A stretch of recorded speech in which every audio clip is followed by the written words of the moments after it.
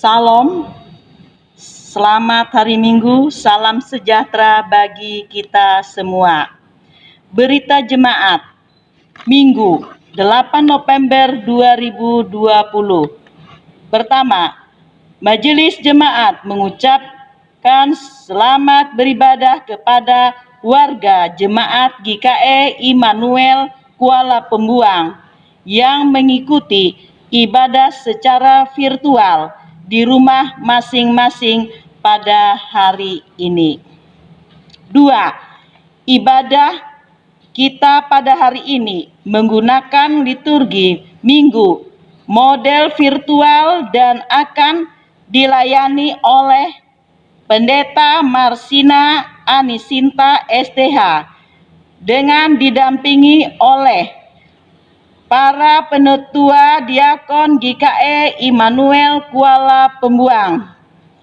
Majelis Jemaat mengucapkan terima kasih kepada Ibu Pendeta Marsina Anisinta STH serta penetua dan diakon yang bertugas pada hari ini.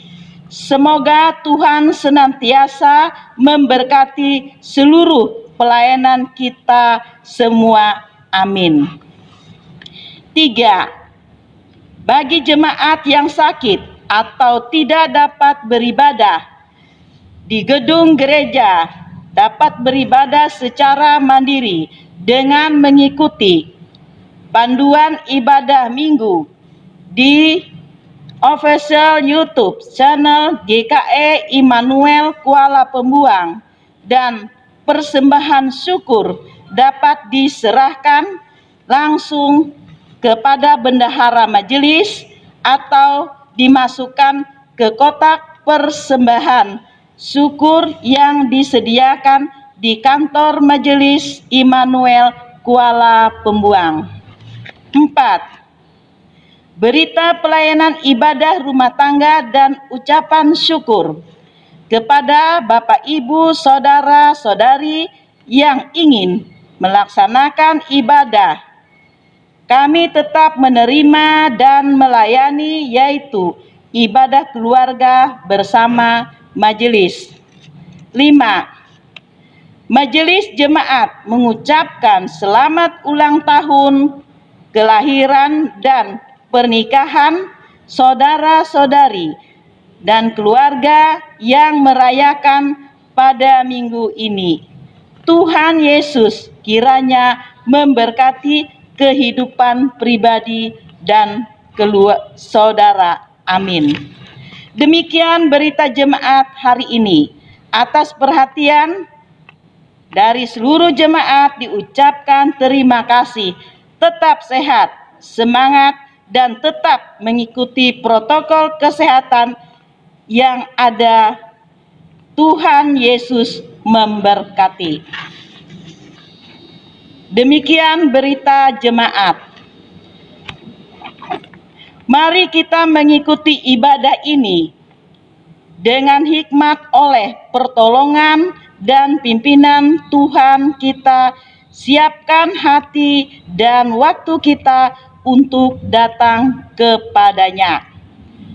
Jemaat kami undang berdiri dan menyanyikan dari PKJ nomor 29 bait 1 dan 2. Patut segenap yang ada.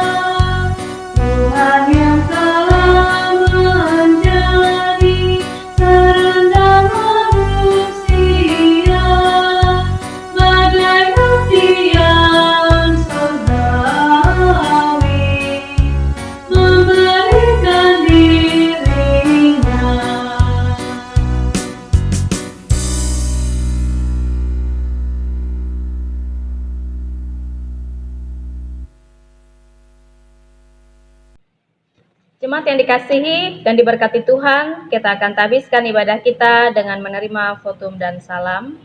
Dalam nama Bapa, Anak, dan Roh Kudus, kasih karunia dan damai sejahtera dari Allah Bapa kita dan dari Tuhan Yesus Kristus menyertai kamu. Amin. Silakan duduk kembali. Kita sambut votum dan salam menyanyi dari Kidung Jemaat nomor 46 bait 1 dan 5. Besarkan nama Tuhan.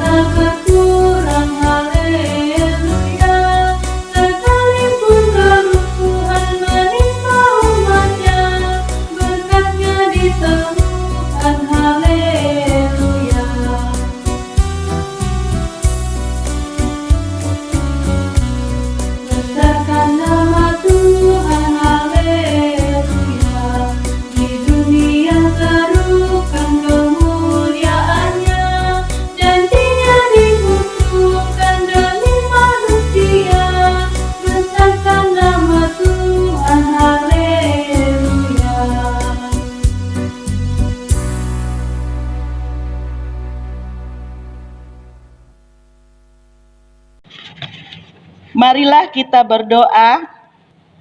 Tuhan Yesus, Bapa yang baik di dalam kehidupan kami bersyukur karena di setiap jalan hidup kami, Engkau selalu menuntun kami sampai hari ini.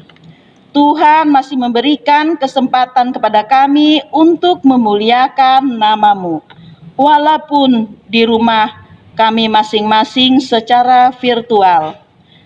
Kami mengerti Tuhan, bahwa kami sering berbuat dosa, apa yang tidak dikehendaki. Oleh karena itu kami datang kepadamu untuk memohon pengampunan atau dosa kami, baik itu dosa secara sengaja maupun tidak disengaja, baik melalui pikiran, perkataan, atau sikap dan perilaku kami. Kami mengerti jikalau semua hal yang tidak berkenan, Engkau terlebih dahulu sudah mengampuni kami. Bersihkanlah hati kami, nurani kami ya Tuhan, dan layakkanlah kami beribadah kepadamu. Inilah doa kami dalam nama Tuhan Yesus Kristus, Bapa kami yang hidup. Amin.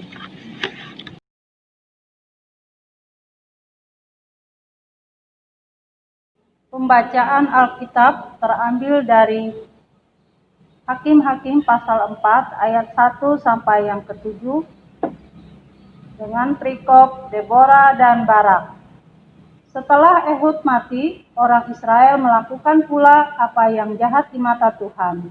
Lalu Tuhan menyerahkan mereka ke dalam tangan Yabin, raja Kanaan, yang memerintah di Hazor. Panglima tentaranya ialah Sisera, yang diam di Haroset Hagoyim. Lalu orang Israel berseru kepada Tuhan, sebab Sisera mempunyai 900 kereta besi dan 20 tahun lamanya ia menindas orang Israel dengan keras. Pada waktu itu, Deborah, seorang nabiah istri Lapidot, memerintah sebagai hakim atas orang Israel. Ia biasa duduk di bawah pohon korma, Deborah antara Rama dan Betel di pegunungan Efraim, dan orang Israel menghadap dia untuk berhakim kepadanya. Ia menyuruh memanggil Barak bin Abinoam dari Kades di daerah Naftali, lalu berkata kepadanya, "Bukankah Tuhan Allah Israel memerintahkan demikian? Majulah, bergeraklah menuju Gunung Tabor dengan membawa 10.000 orang Bani Naftali dan Bani Jebolon bersama-sama dengan engkau, dan aku akan menggerakkan Sisera, panglima tentara Yabin, dengan kereta-keretanya dan pasukan-pasukannya menuju engkau ke sungai Kison, dan aku akan menyerahkan dia ke dalam tanganmu." Demikian pembacaan Alkitab. Yang berbahagia ialah mereka yang mendengarkan firman Allah dan memeliharanya. Lukas 11 ayat 28. Ibu Bapak, jemaat yang dikasihi Tuhan, kita akan bersama memasuki perenungan firman Tuhan. Mari kita persiapkan Alkitab kita. Kita buka bersama Matius pasal 25 ayat 14 sampai ayat 30. Sebelum kita bersama membaca dan merenungkan firman Tuhan, marilah kita berdoa. Ya Allah yang Maha Kuasa, Bapa di dalam Yesus Kristus Tuhan kami, yang kami rasakan dalam keseharian kami melewati kuasa Roh Kudus. Terima kasih Bapa untuk kesempatan saat ini. Kami kembali boleh melaksanakan ibadah minggu bagi jemaat Tuhan yang tidak dapat beribadah di gedung gereja. Dan saat ini Bapa, kami akan bersama mempersiapkan hati dan pikiran kami untuk membaca serta merenungkan kebenaran firman Tuhan. Kuasailah hati, pikiran, dan waktu kami untuk betul-betul terarah, terfokus merenungkan firman Tuhan. Berkatilah hamba-Mu dan jemaat yang merenungkan bersama. Dalam Kristus Yesus kami berdoa. Amin. Mari kita baca bersama Injil Matius pasal 25 ayat 14 sampai ayat 30 dengan perikop perumpamaan tentang talenta. Demikian firman Tuhan.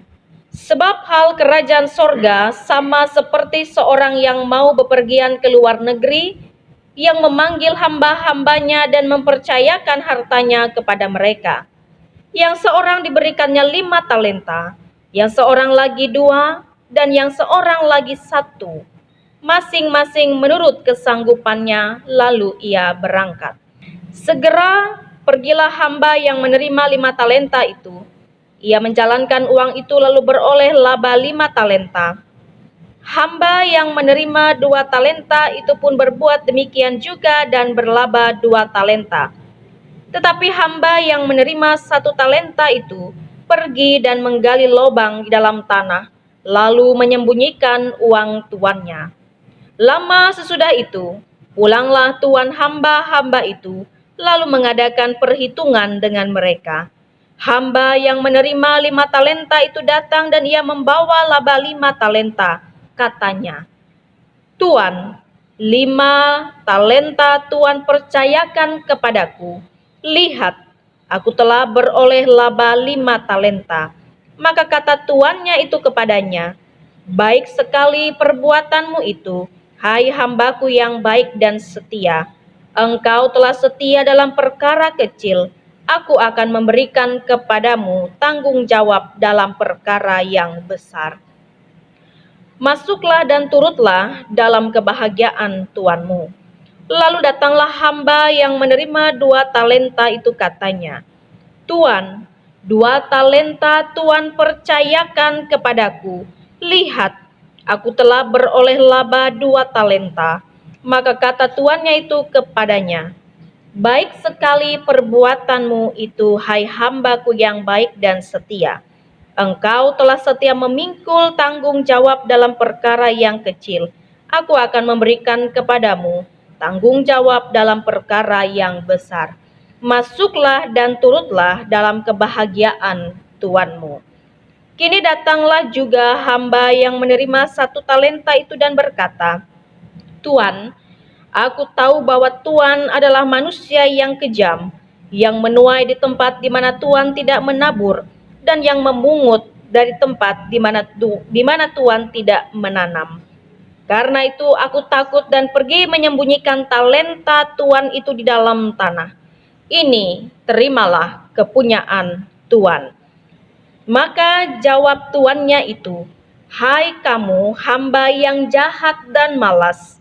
Jadi kamu sudah tahu bahwa aku menuai di tempat di mana aku tidak menabur, dan memungut dari tempat di mana aku tidak menanam. Karena itu sudahlah seharusnya uangku itu kau berikan kepada orang yang menjalankan uang, supaya sekembaliku aku menerimanya serta dengan bunganya. Sebab itu ambillah talenta itu daripadanya dan berikanlah kepada orang yang mempunyai 10 talenta itu. Karena setiap orang yang mempunyai, kepadanya akan diberi, sehingga ia berkelimpahan. Tetapi siapa yang tidak mempunyai, apapun juga yang ada padanya akan diambil daripadanya. Dan campakkanlah hamba yang tidak berguna itu ke dalam kegelapan yang paling gelap. Di sanalah akan terdapat ratap dan kertak gigi. Amin untuk firman Tuhan. Jemaat yang dikasihi Tuhan, Shalom. Salam dalam kasih Tuhan Yesus Kristus. Ibu bapak saudara yang dikasihi Tuhan, jikalau bapak ibu saudara atau juga barangkali ada anak-anak, jikalau bapak ibu saudara dan anak-anak ini pernah menonton kartun, ada Donald Bebek, ada Mickey Mouse, Snow White, ada Cinderella, dan lain sebagainya. Nah, tahukah bapak ibu saudara yang dikasihi Tuhan, bahwa kartun-kartun ini adalah salah satu dari talenta yang dipunyai oleh seorang yang bernama Walt Disney. Bapak Ibu tahu bahwa sejak kecilnya ia adalah orang yang bukan dari orang yang berada, bukan orang yang punya banyak harta dan pendidikan yang tinggi. Tetapi Bapak Ibu Saudara yang dikasihi Tuhan, ia mempunyai kecintaan menggambar sesuatu. Dari gambaran itulah tercipta tadi kartun-kartun Donald Bebek, Mickey Mouse, Snow White, atau bahkan Cinderella. Bapak Ibu Saudara yang dikasihi Tuhan, Walt Disney ini bukanlah sosok orang yang berada, tetapi ia berusaha mencari, menggali, dan memaknai apa talenta yang ia miliki, terutama ketika ia menyadari bahwa ia punya kecintaan terhadap seni menggambar. Nah, Bapak Ibu Saudara yang dikasihi Tuhan, dari hasil kerja keras yang ia lakukan itulah sampai pada akhirnya ia bisa mengumpulkan uang yang banyak. Dan uang itulah yang kemudian ia pergunakan untuk mendirikan sebuah taman bermain bagi anak-anak dari seluruh dunia yang dikumpulkan dalam satu tempat yang bernama Disneyland. Nah, Bapak Ibu Saudara yang dikasihi Tuhan, mari kita bayangkan sejenak. Kira-kira apa yang akan terjadi jikalau Walt Disney ini tidak sungguh-sungguh menyadari talenta apa yang ia miliki. Jikalau ia tidak sungguh-sungguh berusaha mengembangkan talenta itu secara maksimal. Nah, Bapak Ibu Saudara yang dikasihi Tuhan, tidak hanya Walt Disney ini, tetapi kita semua yang ada di tempat ini pun, kita telah dipercayakan oleh Tuhan mutiara talenta yang begitu berharga untuk kita kembangkan. Namun yang menjadi pertanyaannya, apakah kita sudah menyadarinya? Sudahkah kita menggunakannya secara maksimal? Ataukah mutiara talenta itu belum kita sentuh sama sekali atau bahkan belum kita kenali sama sekali? Kita melihat ada dua hal yang dapat kita maknai dari firman Tuhan hari ini. Yang pertama, ada pembagian talenta-talenta dan terjadi pengelolaannya, terjadi perbedaan di dalam pengelolaannya. Bapak Ibu Saudara yang dikasihi Tuhan, mengenai talenta ini bukanlah satu persoalan yang dianggap remeh oleh Tuhan Yesus. Ketika Yesus memberitakan kebenaran tentang kedatangannya yang kedua, isu mengenai talenta ini menjadi satu bagian penting yang disampaikan Yesus kepada para murid. Dan waktu itu Yesus ingin pada saat ia pergi, para murid ini dapat setia menggunakan seluruh talenta yang telah dipercayakan kepada mereka. Dan Yesus pun mengumpamakannya seperti seorang tuan yang kaya raya yang berencana pergi ke luar negeri di dalam waktu tempo yang cukup lama. Sehingga tuan ini memanggil 3 hamba yang ia percayakan mengelola hartanya. Ibu bapak saudara, barangkali bagi kita hari ini menjaga atau mengelola harta orang lain, warisan dari orang lain, mungkin itu sesuatu yang biasa. Tetapi mempercayakan harta kepada hamba pada zaman dulu adalah sebuah kejadian yang sangat-sangat menarik. Sangat menarik, kenapa Bapak Ibu Saudara? Itu adalah sesuatu yang tidak biasa. Sesuatu yang tidak akan pernah didengar oleh siapapun pada saat itu, karena seorang hamba dianggap rendah kedudukannya. Jadi hamba ini di zaman dulu tidak punya kesempatan untuk memiliki sesuatu. Karena apa? Karena mereka sendiri pun, pribadi mereka, diri mereka pribadi pun adalah milik sang tuannya. Di seumur hidup mereka ini adalah milik tuannya. Nah Bapak Ibu Saudara, karena itu kesempatan untuk mengelola harta milik sang tuan sesungguhnya adalah satu anugerah kepercayaan yang luar biasa. Kita lihat tadi, ada yang diberi 5 talenta, 2 talenta, dan 1 talenta. Dan Alkitab mengatakan bahwa hamba pertama dan hamba kedua, mereka segera pergi, mengelola, menjalankan uang tersebut. Kata segera pergi di sini sesungguhnya merupakan bukti bahwa mereka tahu dengan jelas apa sih tanggung jawab yang ada di dalam kehidupan mereka yang telah dipercayakan, dan mereka harus segera menyelesaikannya, tidak perlu menunda. Nah, tetapi lain soal dengan hamba yang ketiga Bapak Ibu Saudara, sangat kontras dengan apa yang terjadi dengan hamba pertama dan hamba yang kedua. Ia diberikan 1 talenta, tetapi ia kemudian menyimpannya atau menyembunyikannya.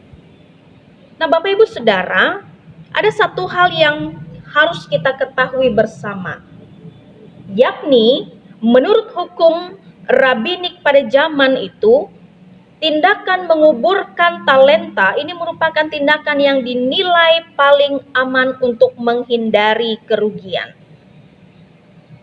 Jadi apa yang dilakukan oleh hamba ketiga secara logis, ini adalah cara yang tepat untuk ia tempuh supaya harta tuannya ini tidak berkurang, tidak hilang atau tidak diambil oleh orang.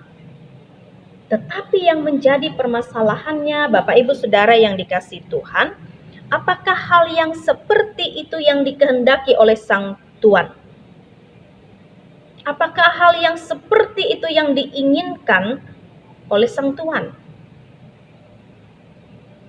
Bapak Ibu Saudara, pembagian talenta ini dimaksudkan agar para hamba ini dapat bekerja bagi tuannya, bukan hanya berdiam diri.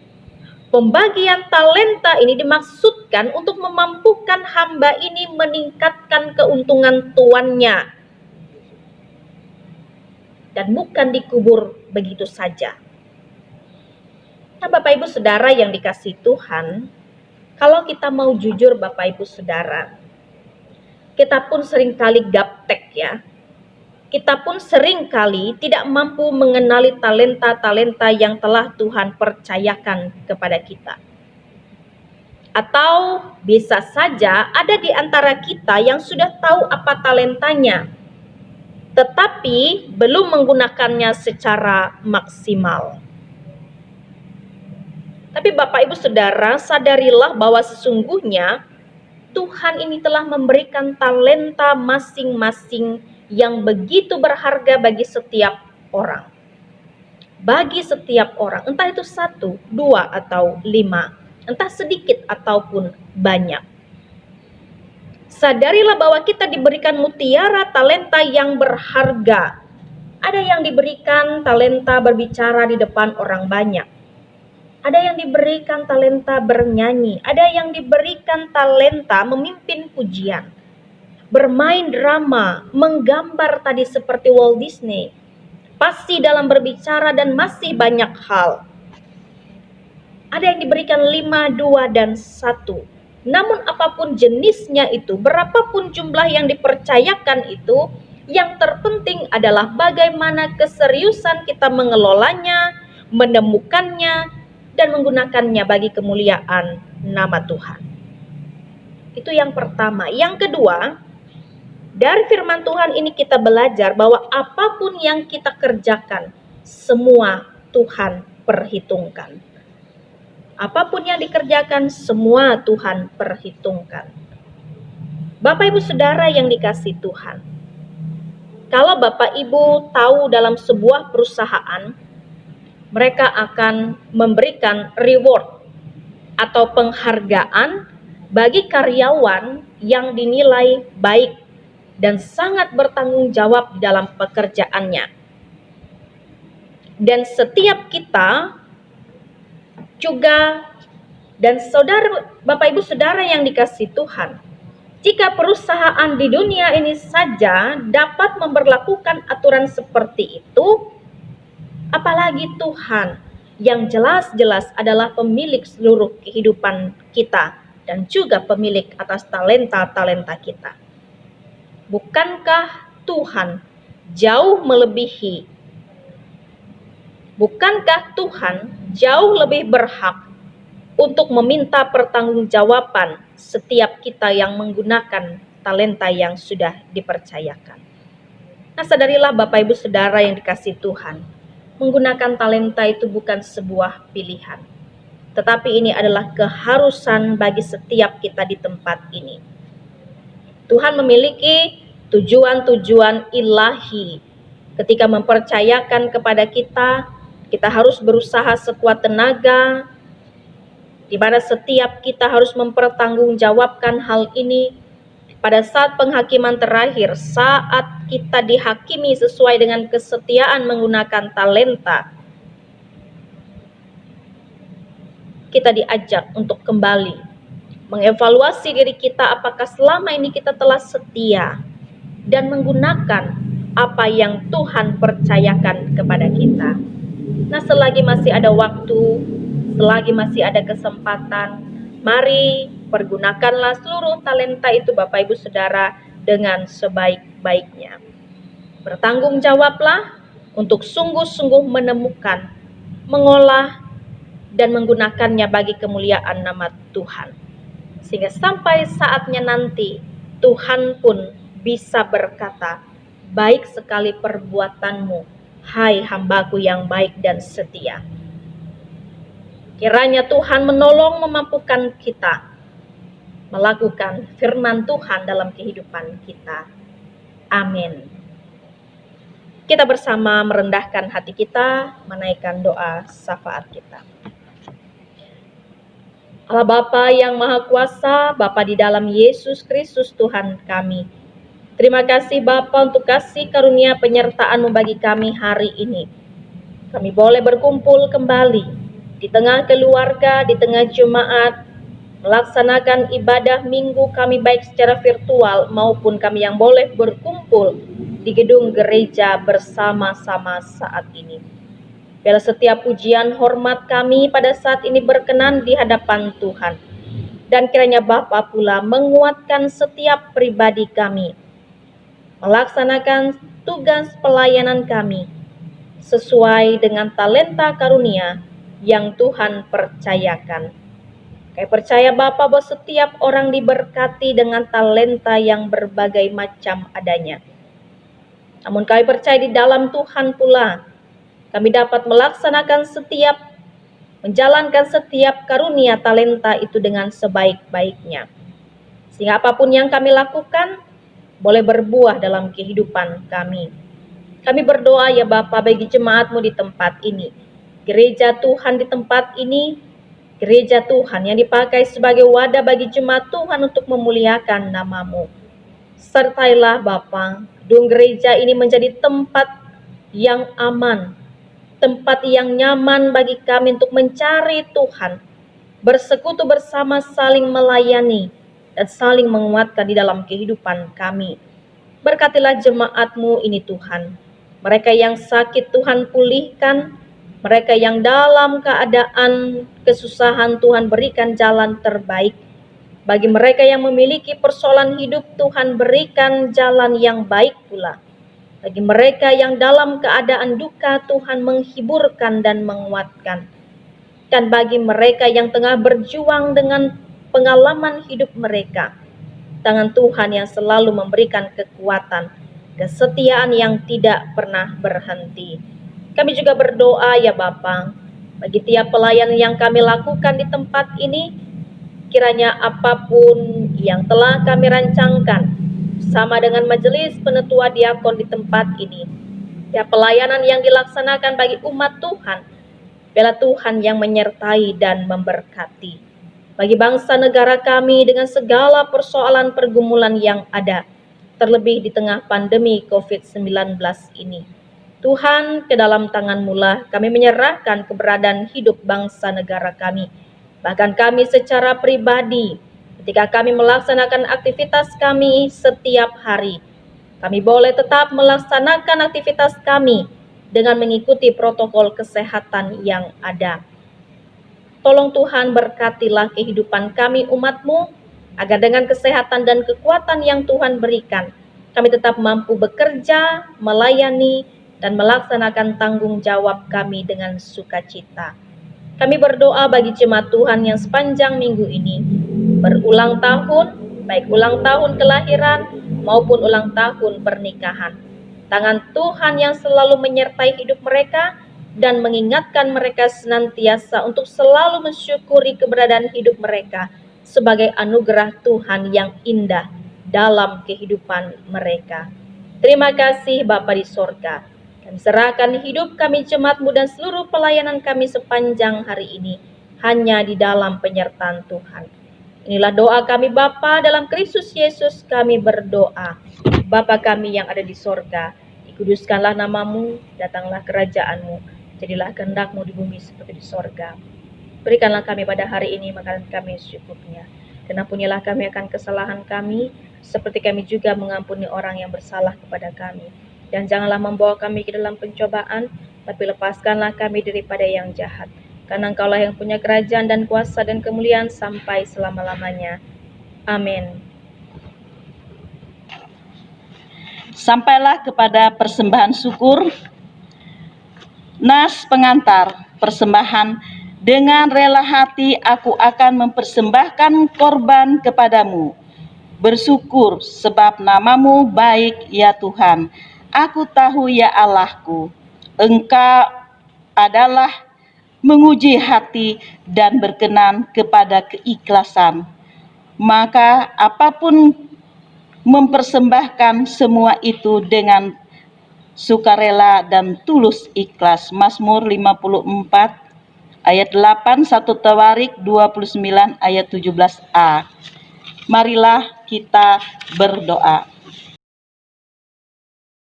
Tuhan Yesus, terima kasih atas berkat yang tak henti-hentinya Engkau curahkan kepada kami, anak-anak-Mu di tempat ini. Kiranya persembahan yang kami berikan dapat menjadi persembahan yang harum dan berkenan di hadapan-Mu. Ya Bapa, kiranya persembahan yang telah kami berikan ini dapat kami gunakan bagi hormat dan kemuliaan nama-Mu. Terima kasih Tuhan Yesus. Amin. Mari kita memberikan persembahan kita dengan keyakinan bahwa Allah akan melipat gandakan sukacita dan berkat kepada kita, diiringi menyanyi dari NKB nomor 126, bait 1 dan 2. Tuhan memanggilmu.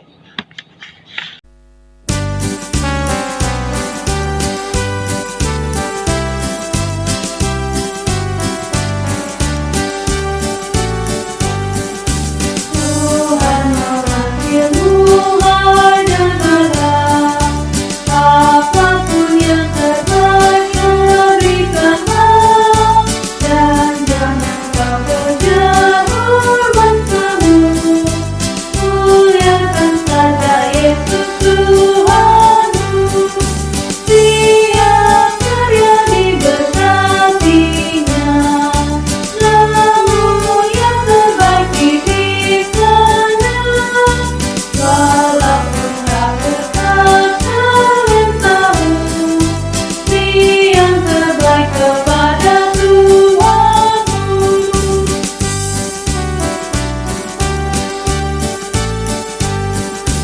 Anjuran dunia jauhkanlah, dan jangan kau kejar godaannya.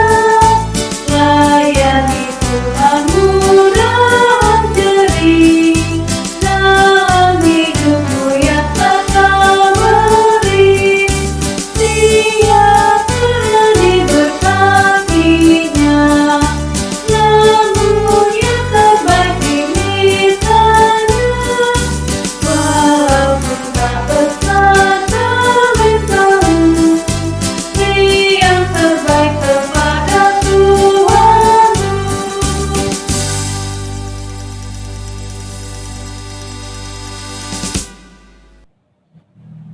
Jemaat yang dikasihi Tuhan, marilah kita berdiri bersama-sama dengan sekalian orang percaya dari segala masa dan tempat. Kita mengikrarkan pengakuan iman Kristen kita yang nanti akan diakhiri dengan nyanyian Haleluya. Aku percaya kepada Allah Bapa yang Maha Kuasa, Khalik langit dan bumi, dan kepada Yesus Kristus anaknya yang tunggal Tuhan kita, yang dikandung daripada Roh Kudus, lahir dari anak darah Maria, yang menderita di bawah pemerintahan Pontius Pilatus, disalibkan, mati, dan dikuburkan, turun ke dalam kerajaan maut. Pada hari yang ketiga bangkit pula dari antara orang mati, naik ke sorga, duduk di sebelah kanan Allah Bapa yang Maha Kuasa, dan akan datang dari sana untuk menghakimi orang yang hidup dan yang mati. Aku percaya kepada Roh Kudus, gereja yang kudus dan am, persekutuan orang kudus, pengampunan dosa, kebangkitan daging, dan hidup yang kekal.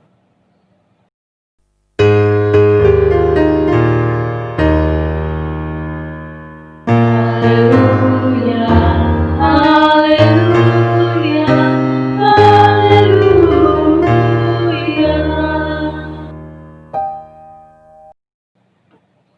Kita akan bersama-sama mengakhiri ibadah kita dengan menerima berkat Tuhan.